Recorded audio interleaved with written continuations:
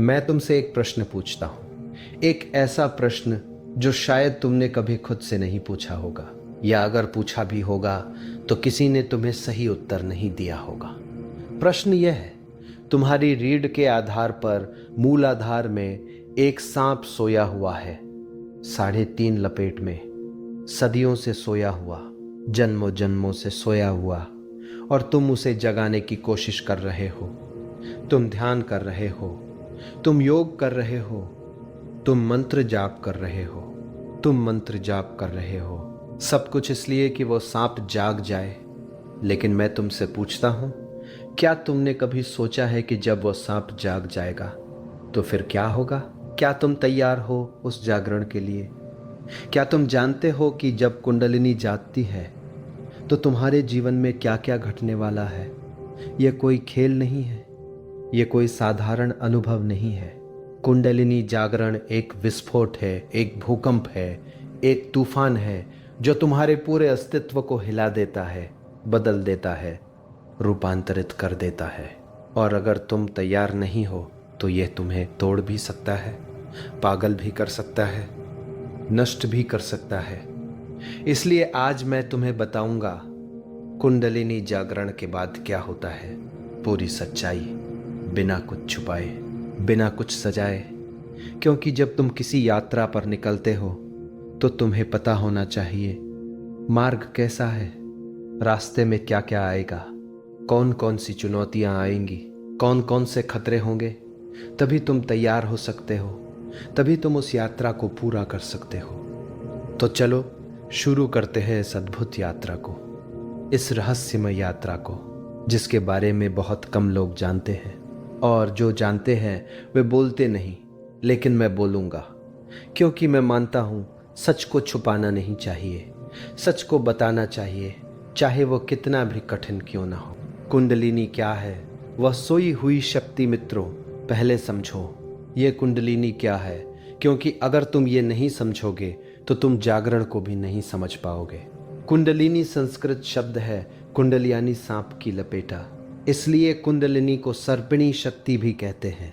यह एक ऊर्जा है, एक शक्ति है जो हर मनुष्य में मौजूद है, लेकिन सोई हुई है, निष्क्रिय है। योग कहता है यह ऊर्जा मूलाधार चक्र में स्थित है, रीढ़ के सबसे नीचे, जननेंद्रियों के पास, और यह 3.5 लपेट में सोई हुई है, जैसे सांप कुंडली मारकर सोता है। यह 3.5 लपेट बहुत प्रतीकात्मक है। 3 लपेट 3 गुणों का प्रतीक है, सत्व, रज, तम, और आधी लपेट चौथी अवस्था का प्रतीक है, तुरीय, जो इन तीनों से परे है। जब यह सांप सोया हुआ है तो तुम सामान्य मनुष्य हो, तुम जीवन जीते हो, लेकिन तुम्हारे भीतर की असली शक्ति सोई हुई है। तुम अपनी पूरी क्षमता का उपयोग नहीं कर रहे। यह ऐसा है जैसे तुम्हारे पास एक विशाल खजाना है, लेकिन वो जमीन में गड़ा है और तुम भिखारी की तरह जी रहे हो। वैज्ञानिक कहते हैं मनुष्य अपने मस्तिष्क का केवल 10% उपयोग करता है, बाकी 90% सोया हुआ है। और योग कहता है यह 90% तब जागता है जब कुंडलिनी जागती है। तो कुंडलिनी वे कुंजी है जो तुम्हारे भीतर के खजाने को खोलती है, तुम्हारी पूरी क्षमता को जगाती है, तुम्हें तुम्हारे असली स्वरूप से मिलाती है। लेकिन ये इतना आसान नहीं है, ये कुंजी इतनी सरलता से नहीं मिलती। क्योंकि जब ये सांप जागता है तो वो रीढ़ से ऊपर उठता है, एक एक चक्र को भेदता है, और जब वो सहस्रार तक पहुंचता है तब तुम्हारा असली जन्म होता है। तब तुम द्विज हो जाते हो, 2 बार जन्मे।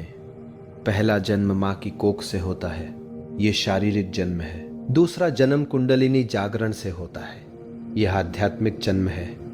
और जो इस दूसरे जन्म को नहीं पाता वह अधूरा रह जाता है, वह पूरा मनुष्य नहीं बनता। इसलिए सभी धर्मों में, सभी परंपराओं में इस जागरण की बात है। नाम अलग हो सकते हैं लेकिन घटना एक ही है।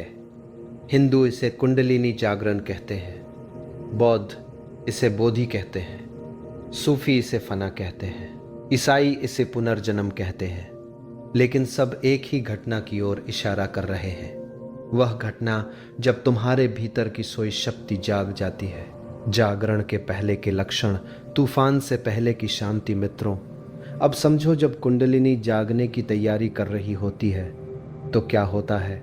कुंडलिनी अचानक नहीं जागती। यह एक प्रक्रिया है, एक तैयारी है। शरीर को, मन को, आत्मा को तैयार होना पड़ता है। जैसे तूफान आने से पहले शांति होती है, हवा रुक जाती है, पक्षी चुप हो जाते हैं, एक अजीब सा सन्नाटा छा जाता है, वैसे ही कुंडलिनी जागने से पहले कुछ लक्षण प्रकट होते हैं, कुछ संकेत मिलते हैं। शरीर में अजीब अनुभूतियां।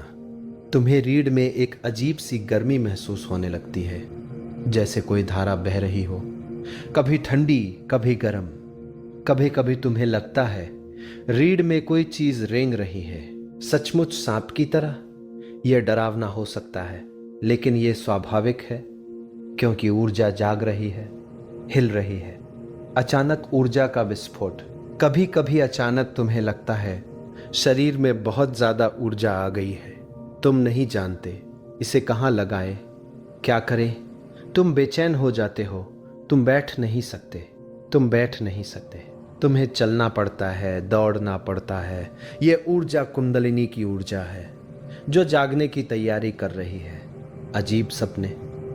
तुम्हें सांपों के सपने आने लगते हैं, या आग के, या प्रकाश के, या तुम उड़ रहे हो। ये सपने प्रतीकात्मक हैं। ये बता रहे हैं तुम्हारे भीतर कुछ जाग रहा है। ध्यान में गहराई। अचानक तुम्हारा ध्यान बहुत गहरा होने लगता है। तुम घंटों बैठ सकते हो, तुम्हें पता ही नहीं चलता कितना समय बीत गया। ये एक अच्छा संकेत है। इसका मतलब है मन शांत हो रहा है, और जब मन शांत होता है तो कुंडलिनी जागने का मार्ग खुलता है। शरीर में हलचल।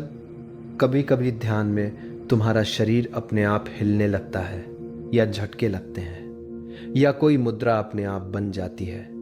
ये क्रिया योग है। ये अपने आप हो रहा है क्योंकि कुंडलिनी जाग रही है, और वो शरीर को साफ कर रही है, तैयार कर रही है। ध्वनियाँ सुनाई देना। कभी कभी तुम्हें अजीब ध्वनियाँ सुनाई देती है। घंटी की आवाज, भिन भिनाहट, या ओम की गूंज। यह अनाहद नाद है। यह कुंडलिनी जागरण का एक महत्वपूर्ण संकेत है। प्रकाश दिखाई देना। कभी कभी आंखें बंद करने पर तुम्हें प्रकाश दिखाई देता है। नीला, सुनहरा, सफेद या बैंगनी। यह भीतरी प्रकाश है। यह चक्रों का प्रकाश है जो सक्रिय हो रहे हैं। यह सब लक्षण बताते हैं कुछ होने वाला है, तूफान आने वाला है, कुंडलिनी जागने वाली है। और जब ये लक्षण आए तो समझ जाओ अब तुम्हें और सावधान रहना होगा और नियमित साधना करनी होगी, क्योंकि असली यात्रा अब शुरू होने वाली है। जागरण का क्षण जब बिजली कौंधती है मित्रों, अब आता है सबसे महत्वपूर्ण क्षण। वह क्षण जब कुंडलिनी वास्तव में जागती है। यह क्षण अचानक आता है, और यह इतना तीव्र होता है कि तुम कभी भूल नहीं सकते। यह ऐसा है जैसे बिजली कौंधे, जैसे विस्फोट हो, जैसे तुम्हारे पूरे शरीर में एक शक्तिशाली धारा दौड़ जाए। मैं तुम्हें बताता हूं कैसा होता है वे क्षण। रीढ़ में अचानक झटका। अचानक तुम्हें महसूस होता है रीढ़ के आधार पर कुछ हिला, जैसे किसी ने स्विच ऑन कर दिया हो, और फिर एक धारा तेजी से ऊपर उठती है, रीढ़ से होकर, बहुत तेज, बहुत शक्तिशाली। ये धारा इतनी शक्तिशाली होती है कि कभी कभी लोग बेहोश हो जाते हैं या जमीन पर गिर जाते हैं। पूरे शरीर में आग। तुम्हें लगता है पूरा शरीर जल रहा है, लेकिन ये साधारण आग नहीं, ये योगाग्नि है। ये कुंडलिनी की आग है। ये आग तुम्हारे सभी विकारों को जला देती है, सभी अशुद्धियों को साफ कर देती है। कभी कभी ये आग इतनी तीव्र होती है कि लोग चीखने लगते हैं, क्योंकि वे सह नहीं पाते। प्रकाश का विस्फोट। अचानक तुम्हारे भीतर एक तीव्र प्रकाश फूट पड़ता है, जैसे 1000 सूर्य एक साथ उगाए हों। यह प्रकाश इतना तीव्र है कि तुम कुछ और देख नहीं सकते, केवल प्रकाश ही प्रकाश है। और इस प्रकाश में तुम्हें सब कुछ दिखाई देता है। तुम्हारा अतीत, तुम्हारे जन्म, तुम्हारा भविष्य, सब कुछ। समय का रुक जाना। उस क्षण में समय रुक जाता है। तुम्हें पता नहीं चलता यह क्षण कितने समय का है, शायद 1 सेकंड, शायद 1 घंटा, शायद युगों का, क्योंकि उस क्षण में तुम समय के परे चले जाते हो। तुम शाश्वत में प्रवेश कर जाते हो। अहंकार का विलय, उस क्षण में तुम्हारा अहंकार पूरी तरह गिर जाता है। तुम नहीं बचते, केवल शुद्ध चेतना बचती है। तुम नहीं जानते मैं कौन हूं, केवल एक गहरा अस्तित्व है, एक होना है, परम आनंद। और उस क्षण में एक ऐसा आनंद होता है जो इस संसार का नहीं, जिसकी तुलना किसी चीज से नहीं की जा सकती। यह वह आनंद है जिसे योग आनंद कहता है, ब्लिस कहता है। यह परम सुख है। यह क्षण बहुत छोटा हो सकता है, कुछ सेकंड का, लेकिन यह तुम्हें पूरी तरह बदल देता है। तुम वही नहीं रहते जो पहले थे। यह पहला झटका है, पहली झलक है, पहला स्वाद है, लेकिन यह अंत नहीं है। यह शुरुआत है। असली यात्रा अब शुरू होती है।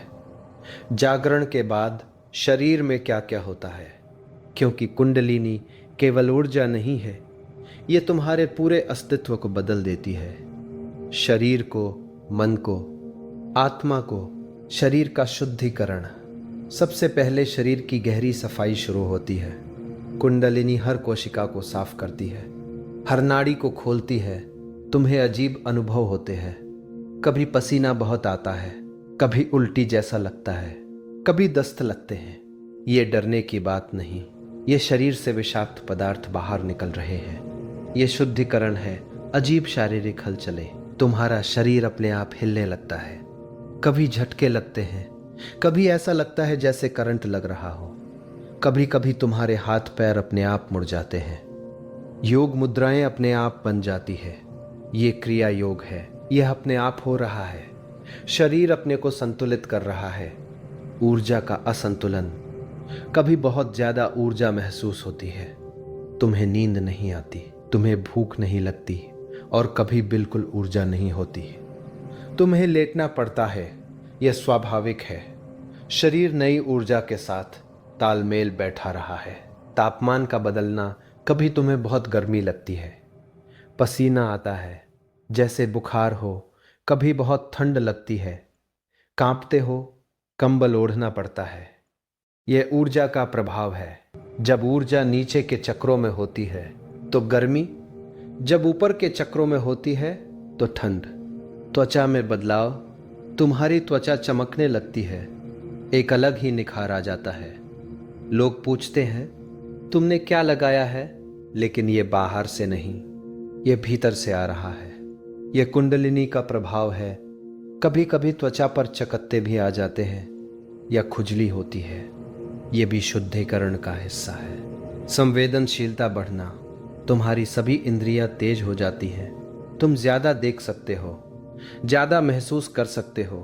कभी कभी यह बहुत असहज हो सकता है। तेज आवाज सहन नहीं होती, तेज रोशनी तकलीफ देती है।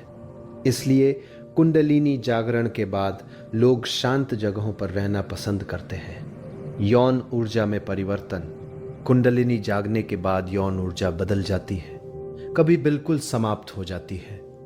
यह व्यक्ति पर निर्भर करता है और ऊर्जा किस चक्र में है, लेकिन धीरे धीरे यह ऊर्जा रूपांतरित होने लगती है, ऊपर उठने लगती है। नींद का बदलना, कभी तुम्हें बहुत कम नींद की जरूरत होती है, 3-4 घंटे काफी है। कभी तुम बहुत सोते हो, 10-12 घंटे। और सपने बहुत अजीब होते हैं, बहुत जीवंत, बहुत स्पष्ट, जैसे असली हो। यह सब शारीरिक परिवर्तन अस्थायी है। धीरे धीरे शरीर संतुलित हो जाता है, नई ऊर्जा के साथ तालमेल बैठ जाता है। लेकिन शुरुआत में यह बहुत चुनौतीपूर्ण हो सकता है। इसलिए एक गुरु की जरूरत होती है जो तुम्हें बता सके क्या हो रहा है, कैसे संभालना है। जागरण के बाद मन में परिवर्तन अब समझो। मन में क्या होता है, क्योंकि मन के परिवर्तन शरीर से भी ज्यादा गहरे हैं, ज्यादा जटिल है।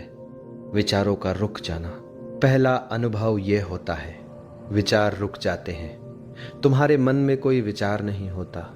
शुरुआत में यह बहुत अच्छा लगता है, एक गहरी शांति, एक विश्राम। लेकिन कभी कभी यह डरावना भी हो सकता है। तुम सोचना चाहते हो, लेकिन विचार आते नहीं, ये अस्थाई है। धीरे धीरे विचार वापस आते हैं, लेकिन अब वे अलग होते हैं, ज्यादा स्पष्ट, ज्यादा शुद्ध। स्मृति में बदलाव। कभी कभी तुम्हारी स्मृति बहुत तेज हो जाती है। तुम सब कुछ याद रख सकते हो, यहां तक कि पिछले जन्मों की बातें भी याद आने लगती है। और कभी कभी तुम बिल्कुल भूल जाते हो, तुम्हें अपना नाम भी याद नहीं रहता। तुम कौन हो ये भी भूल जाते हो। यह भी अस्थाई है, लेकिन यह बहुत भ्रमित कर सकता है। भावनाओं का तीव्र होना। तुम्हारी भावनाएं बहुत तीव्र हो जाती है। अगर खुशी है तो बहुत ज्यादा, अगर दुख है तो बहुत गहरा। कभी कभी तुम बिना किसी कारण के रोने लगते हो, घंटों रोते रहते हो। यह आंसू शुद्धिकरण के आंसू हैं। कभी कभी तुम बिना कारण हंसते हो और रुक नहीं पाते। यह भी एक रिलीज है। अतीत का उभरना। कुंडलिनी जागरण के बाद तुम्हारा पूरा अतीत उभर कर आता है। सभी दमित भावनाएं, सभी दमित यादें, सभी दर्द, सभी घाव। यह बहुत कठिन हो सकता है। तुम्हें फिर से उन सब से गुजरना पड़ता है, उन्हें देखना पड़ता है, स्वीकार करना पड़ता है। लेकिन यह जरूरी है, क्योंकि जब तक अतीत साफ नहीं होता तुम आगे नहीं बढ़ सकते। अहंकार का संघर्ष। तुम्हारा अहंकार मरना नहीं चाहता। वह लड़ता है, वह तुम्हें भ्रमित करता है। वह तुमसे कहता है यह सब गलत है, तुम पागल हो रहे हो। और कभी कभी अहंकार बहुत मजबूत हो जाता है। वह कहता है देखो तुम कितने महान हो, तुम्हें कुंडलिनी जागरण हो गया है, तुम विशेष हो। दोनों ही खतरनाक है। पहले में तुम साधना छोड़ सकते हो, दूसरे में तुम अहंकारी हो सकते हो। भय और चिंता। कभी कभी अचानक गहरे भय उठते हैं। मृत्यु का भय, पागल होने का भय, खो जाने का भय। ये भय स्वाभाविक है, क्योंकि तुम एक अज्ञात क्षेत्र में प्रवेश कर रहे हो। तुम नहीं जानते क्या होने वाला है, लेकिन ये भय भी गुजर जाते हैं जब तुम समझ लेते हो यह सब प्रक्रिया का हिस्सा है। अंतर्दृष्टि का खुलना। धीरे धीरे तुम्हें चीजें दिखने लगती हैं जो दूसरों को नहीं दिखती। तुम समझने लगते हो लोग क्या सोच रहे हैं, क्या महसूस कर रहे हैं। तुम भविष्य की झलक देख सकते हो, तुम दूर की चीजें देख सकते हो। ये सिद्धियां हैं, लेकिन इनमें मत उलझो। ये मार्ग नहीं है, ये केवल मार्ग के किनारे के फूल हैं। ये सब मन के परिवर्तन हैं, और ये बहुत गहरे हैं, बहुत जटिल है। इसलिए सबसे ज्यादा लोग यहीं अटक जाते हैं, यहीं भटक जाते हैं। इसलिए गुरु की बहुत जरूरत है, जो तुम्हारा हाथ पकड़े, तुम्हें बताए ये सब क्या है, कैसे इससे गुजरना है। चक्रों का खुलना, 7 द्वारों की यात्रा अब आता है। सबसे महत्वपूर्ण हिस्सा। जब कुंडलिनी जागती है तो वह रीढ़ से ऊपर उठती है। हर चक्र एक ऊर्जा केंद्र है। हर चक्र के खुलने पर अलग अलग अनुभव होते हैं, अलग अलग शक्तियां प्रकट होती हैं। मूलाधार चक्र अस्तित्व का आधार, ये सबसे नीचे है। रीढ़ के आधार पर जब यह खुलता है तो तुम्हें गहरी स्थिरता महसूस होती है, एक ग्राउंडिंग। तुम जमीन से जुड़े हुए महसूस करते हो, सुरक्षित महसूस करते हो। इस चक्र का रंग लाल है, और जब यह खुलता है तो तुम्हें लाल रोशनी दिखाई दे सकती है। स्वाधिष्ठान चक्र, रचनात्मकता का केंद्र, ये जननेंद्रियों के पास है। जब यह खुलता है तो तुम्हारी रचनात्मकता फूट पड़ती है। तुम कुछ बनाना चाहते हो, लिखना चाहते हो, नाचना चाहते हो, नाचना चाहते हो। यौन ऊर्जा भी यही है। और जब यह चक्र खुलता है तो यह ऊर्जा रूपांतरित होने लगती है। इस चक्र का रंग नारंगी है। मणिपुर चक्र, शक्ति का केंद्र, यह नाभि के पास है। जब यह खुलता है तो तुम्हें गहरा आत्मविश्वास आता है, तुम्हें अपनी शक्ति का अनुभव होता है, तुम्हें किसी का डर नहीं रहता। इस चक्र का रंग पीला है। अनाहत चक्र, प्रेम का केंद्र, यह हृदय के पास है। जब यह खुलता है तो तुम्हारे भीतर प्रेम की बाढ़ आ जाती है। तुम सबसे प्रेम करने लगते हो, पेड़ों से, पक्षियों से, पत्थरों से। सबसे तुम्हारे भीतर करुणा जागती है। तुम दूसरों का दुख महसूस कर सकते हो। इस चक्र का रंग हरा है, और यहाँ अनाहद नाद सुनाई देता है। विशुद्ध चक्र, अभिव्यक्ति का केंद्र, ये गले के पास है। जब यह खुलता है तो तुम अपने को स्पष्ट रूप से अभिव्यक्त कर सकते हो। तुम जो कहते हो उसका प्रभाव होता है। इस चक्र का रंग नीला है। आज्ञा चक्र अंतर्दृष्टि का केंद्र, यह भ्रू मध्य में है। तीसरी आंख, जब यह खुलता है तो तुम्हें दिखने लगता है जो दूसरों को नहीं दिखता है। तुम्हारी अंतर्दृष्टि खुल जाती है। तुम जान जाते हो क्या सही है क्या गलत है। इस चक्र का रंग बैंगनी है और यहां बहुत तीव्र प्रकाश दिखता है। सहस्त्रार चक्र परम मिलन, यह सिर के शीर्ष पर है। जब कुंडलिनी यहां पहुंचती है तो समाधि घटती है। तुम ब्रह्म से मिल जाते हो, तुम शिव से मिल जाते हो। शक्ति और शिव का मिलन होता है। यह परम अनुभव है। इसके बाद कुछ नहीं बचता। इस चक्र का रंग सफेद है या बैंगनी या सुनहरा। हर चक्र के खुलने में समय लगता है, कभी कभी महीनों, कभी कभी सालों, और हर चक्र पर अलग अलग चुनौतियां आती है, अलग अलग अनुभव होते हैं। इसलिए धैर्य रखना बहुत जरूरी है। जल्दबाजी मत करो, प्रकृति को अपनी गति से काम करने दो। जब तुम्हारी कुंडलिनी जागती है तो केवल तुम नहीं बदलते, तुम्हारे चारों ओर की पूरी दुनिया बदल जाती है। या यूं कहो, तुम्हारा उस दुनिया से संबंध बदल जाता है। पुराने संबंधों का टूटना पहली चीज जो होती है। तुम्हारे बहुत से पुराने संबंध टूटने लगते हैं। वे दोस्त जिनके साथ तुम घंटों बैठते थे, अब उनके साथ बैठना मुश्किल हो जाता है। क्योंकि अब तुम्हारी आवृत्ति बदल गई है, तुम्हारी ऊर्जा अलग हो गई है, और जो लोग पुरानी आवृत्ति पर है उनके साथ तालमेल नहीं बैठता। तुम उनकी बातों में रुचि नहीं ले पाते। वे गपशप कर रहे हैं, सिनेमा की बात कर रहे हैं, राजनीति कर रहे हैं, और तुम कहीं और हो। ये दुखद है, क्योंकि ये वे लोग हैं जिन्हें तुम प्यार करते थे, लेकिन अब तुम अलग हो गए हो। परिवार से अलग आओ, तुम्हारे परिवार वाले तुम्हें नहीं समझेंगे। वे कहेंगे तुम बदल गए हो, तुम पागल हो गए हो, तुम्हें क्या हो गया है। तुम्हारी पत्नी या पति परेशान होंगे। वे कहेंगे तुम मुझसे दूर हो गए हो, तुम मुझसे प्रेम नहीं करते। और तुम उन्हें कैसे समझाओगे, कैसे बताओगे तुम्हारे भीतर क्या हो रहा है। तुम्हारे बच्चे पूछेंगे, पापा आप हमारे साथ क्यों नहीं खेलते हैं, आप हमेशा ध्यान में क्यों बैठे रहते हैं। ये बहुत कठिन है। तुम्हें अपराध बोध होता है। तुम सोचते हो क्या मैं गलत कर रहा हूं, लेकिन नहीं, तुम गलत नहीं कर रहे। तुम बस एक नई यात्रा पर हो, और इस यात्रा में अकेलापन स्वाभाविक है। सामाजिक मान्यताओं से मुक्ति। कुंडलिनी जागरण के बाद तुम्हें समाज की मान्यताएं बेमानी लगने लगती हैं। वे नियम जिन्हें तुम मानते थे, अब वे तुम्हें बंधन लगते हैं। तुम परंपराओं पर सवाल उठाने लगते हो। तुम पूछते हो ये क्यों करना है, इसका क्या अर्थ है। और जब तुम सवाल उठाते हो तो लोग नाराज होते हैं। वे कहते हैं तुम धर्म के खिलाफ हो, तुम समाज के खिलाफ हो, लेकिन तुम किसी के खिलाफ नहीं हो। तुम बस सत्य की खोज कर रहे हो, और सत्य अक्सर परंपराओं से अलग होता है। नए लोगों से मिलना लेकिन एक अच्छी बात भी होती है।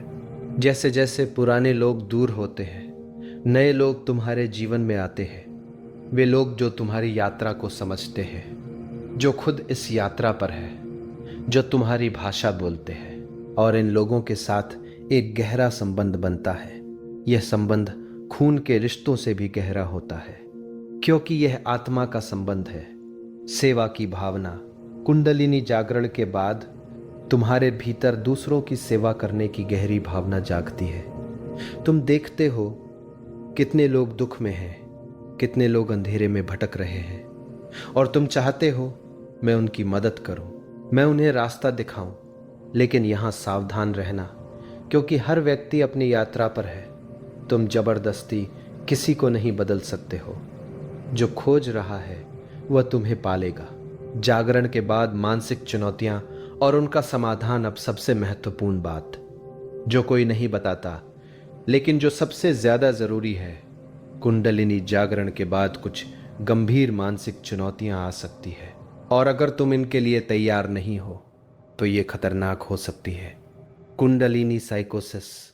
कभी कभी कुंडलिनी की ऊर्जा इतनी तीव्र होती है कि मन उसे संभाल नहीं पाता और व्यक्ति मानसिक संतुलन खो देता है।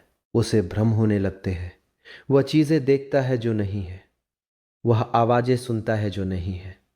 वो सोचता है मैं भगवान हूं, मैं विशेष हूं, मुझे विशेष शक्तियां मिल गई है। ये बहुत खतरनाक है, क्योंकि यह अहंकार को फूला देता है, और अहंकार जितना फूलता है गिरावट उतनी ही गहरी होती है।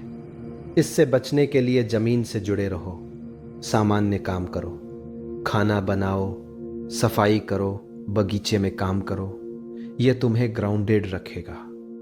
डिप्रेशन और अंधकार का चरण। कुंडलिनी जागरण के बाद कभी कभी एक गहरा अंधकार का चरण आता है। तुम्हें लगता है सब कुछ खो गया, कोई अर्थ नहीं रहा, जीवन बेकार है।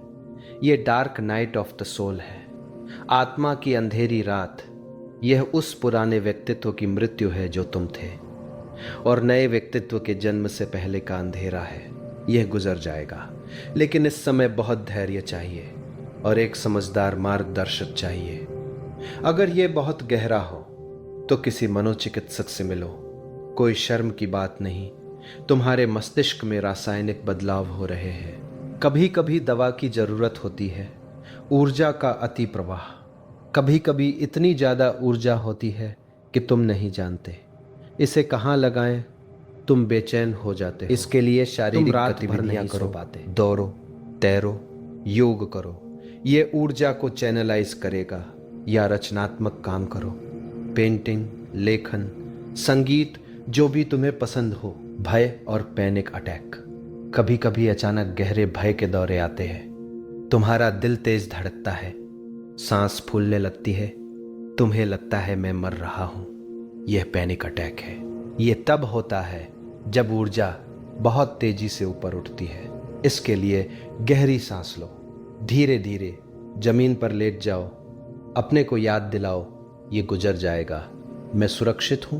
ध्यान का अनियंत्रित होना। कभी कभी ध्यान अपने आप शुरू हो जाता है। तुम काम कर रहे हो और अचानक तुम ध्यान में चले जाते हो। तुम्हें बाहर की दुनिया का पता नहीं रहता। यह खतरनाक हो सकता है अगर तुम गाड़ी चला रहे हो या कोई महत्वपूर्ण काम कर रहे हो। इसके लिए एक निश्चित समय पर ध्यान करो। नियमित रूप से इससे ऊर्जा नियंत्रित रहेगी। और अगर अचानक ध्यान शुरू हो जाए तो अपनी आंखें खोलो, शरीर को हिलाओ, कुछ खाओ पियो। यह तुम्हें वापस लाएगा। इन सभी चुनौतियों का समाधान है, लेकिन तुम्हें इनके बारे में पता होना चाहिए, तभी तुम तैयार रह सकते हो। गुरु की आवश्यकता। अकेले मत चलो। कुंडलिनी जागरण की यात्रा में गुरु अनिवार्य है, बिल्कुल अनिवार्य। क्यों? क्योंकि ये यात्रा इतनी जटिल है, इतनी खतरनाक है कि बिना मार्गदर्शक के तुम भटक जाओगे या नष्ट हो जाओगे।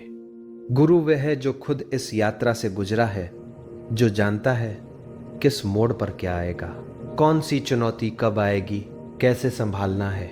गुरु क्या करता है? पहला, गुरु तुम्हें तैयार करता है। वह तुम्हारे शरीर को, मन को, आत्मा को मजबूत बनाता है, ताकि जब कुंडलिनी जागे तो तुम उसे संभाल सको। बिना तैयारी के कुंडलिनी जागरण ऐसा है जैसे एक पतली तार में बहुत ज्यादा करंट छोड़ना, तार जल जाएगी। दूसरा, गुरु तुम्हें मार्गदर्शन देता है। जब तुम भटक रहे हो वह तुम्हें रास्ता दिखाता है। जब तुम डर रहे हो वह तुम्हें हिम्मत देता है। जब तुम गिर रहे हो वह तुम्हें संभालता है। तीसरा, गुरु तुम्हें बचाता है। जब तुम अहंकार में फंस रहे हो वह तुम्हें झटका देता है। जब तुम सिद्धियों में उलझ रहे हो वह तुम्हें आगे बढ़ाता है। चौथा, गुरु तुम्हें ग्राउंडेड रखता है। जब तुम बहुत ऊंचे उड़ रहे हो वह तुम्हें जमीन से जोड़े रखता है ताकि तुम संतुलन ना खो। लेकिन गुरु कैसे खोजे? ये सबसे कठिन प्रश्न है, क्योंकि आज के समय में सच्चे गुरु बहुत कम हैं और नकली गुरु बहुत ज्यादा। नकली गुरु पहचान, वह तुमसे पैसे मांगता है, वह तुमसे अंधी आज्ञाकारिता चाहता है, वह तुम्हें अपना गुलाम बनाना चाहता है, वह दिखावा करता है, वह चमत्कार दिखाता है। सच्चे गुरु की पहचान, वो तुम्हें मुक्त करना चाहता है। वो तुमसे प्रश्न पूछने को कहता है। वो सरल होता है, वो विनम्र होता है, वो प्रेमपूर्ण होता है, वो प्रेमपूर्ण होता है। और सबसे महत्वपूर्ण, सच्चा गुरु खुद कुंडलिनी जागरण से गुजरा होता है। वह किताबों से नहीं सीखा होता, वह अनुभव से जानता है। तुम कैसे पहचानोगे? तुम्हारा हृदय पहचान लेगा। जब तुम सच्चे गुरु के पास होते हो तो तुम्हें एक शांति महसूस होती है, एक प्रेम महसूस होता है, एक विश्वास महसूस होता है। और अगर गुरु नहीं मिल रहा तो प्रतीक्षा करो, साधना करो। जब तुम तैयार होगे तो गुरु अपने आप आ जाएगा। एक पुरानी कहावत है, जब शिष्य तैयार होता है तो गुरु प्रकट होता है। मैंने तुम्हें बताया कुंडलिनी जागरण के बाद क्या होता है। शरीर में, मन में, आत्मा में, समाज में, संबंधों में, सब जगह ये एक समग्र परिवर्तन है, एक टोटल ट्रांसफॉर्मेशन है। तुम वही नहीं रहते जो पहले थे। पुराना तुम मर जाता है और एक नया तुम जन्म लेता है। यह मृत्यु और पुनर्जन्म है। लेकिन इसी जीवन में, और जब यह पूरा हो जाता है, जब कुंडलिनी सहस्रार में स्थिर हो जाती है, तो तुम एक जीवन मुक्त हो जाते हो, जीवित रहते हुए मुक्त। फिर तुम संसार में रहते हो, लेकिन संसार के नहीं रहते। तुम काम करते हो, लेकिन करता नहीं रहते। तुम जीते हो, लेकिन जीवन से बंधे नहीं रहते। फिर तुम एक साक्षी हो जाते हो, सब कुछ देखते हो, लेकिन प्रभावित नहीं होते। सुख आता है, स्वीकार कर लेते हो। दुख आता है, स्वीकार कर लेते हो, क्योंकि अब तुम जानते हो सुख और दुख दोनों बाहर के हैं। तुम्हारे भीतर तो केवल शुद्ध आनंद है, शाश्वत आनंद। यही है कुंडलिनी जागरण का अंतिम फल। यही है इस यात्रा का परम लक्ष्य। लेकिन मैं तुम्हें फिर से याद दिलाता हूं, यह यात्रा सबके लिए नहीं है। ये केवल उन्हीं के लिए है जो वास्तव में मुक्ति चाहते हैं, जो वास्तव में सत्य को जानना चाहते हैं, जो वास्तव में परमात्मा से मिलना चाहते हैं। अगर तुम केवल सिद्धियां चाहते हो तो ये मार्ग तुम्हारे लिए नहीं। अगर तुम केवल शक्ति चाहते हो तो ये मार्ग तुम्हारे लिए नहीं।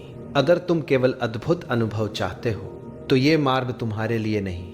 ये मार्ग केवल उनके लिए है जो सब कुछ दांव पर लगा सकते हैं, जो अपने पुराने जीवन को पूरी तरह छोड़ सकते हैं, जो मृत्यु से गुजरने को तैयार है, क्योंकि केवल वही पुनर्जन्म ले सकता है जो पहले मरता है। तो सोच समझकर कदम उठाओ, जल्दबाजी मत करो, तैयार हो जाओ, मजबूत बन जाओ। फिर इस यात्रा पर निकलो, और जब तुम निकलो तो पीछे मत देखो, संदेह मत करो, डरो मत, बस चलते रहो एक एक कदम धैर्य के साथ, विश्वास के साथ, समर्पण के साथ। और एक दिन तुम पहुंच जाओगे उस जगह जहां सब खोज समाप्त हो जाती है, जहां सब प्रश्न समाप्त हो जाते हैं, जहां केवल शुद्ध अस्तित्व है,